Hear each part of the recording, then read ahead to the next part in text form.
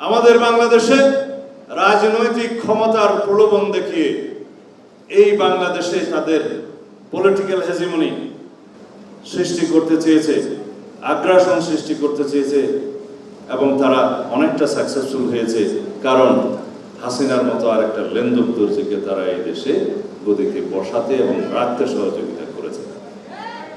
আবরার শহীদ আবরার তো সেই আধিপত্যবাদের জলাঞ্জলি হয়েছে, সেই আধিপত্যবাদের শিকারে পরিণত হয়েছে। শুধুমাত্র আমরা শহীদ আবরারের কথা কেন বলি? আমরা বাংলাদেশে যারা কলম নিয়ে যুদ্ধ করেছে তাদের অনেক যোদ্ধাদের কথা বলি, যারা সাংবাদিক কারাগারে নির্যাতিত হয়ে পরে মৃত্যুবরণ করেছে আমরা তাদের কথা বলি, যে সমস্ত ছাত্র যুবক ছাত্রদল সহ যারা সোশ্যাল মিডিয়াতে তাদের বক্তব্য প্রচার করতে গিয়ে তারা জীবন দিয়েছে তাদের কথা বলি। এই সব শহীদের রক্ত একই সুরে গাথা, একই সূত্রে গাথা। আমি শহীদ আবরারের রুহের মাগফিরাত কামনা করি।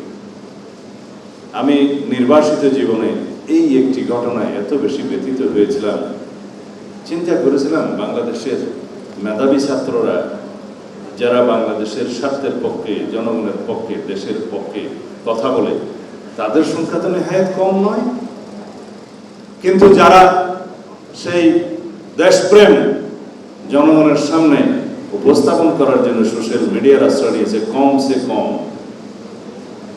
তারা জীবন দিয়ে দিলে এক আবরারের রক্ত থেকে লক্ষ আবরার জন্ম নিবে।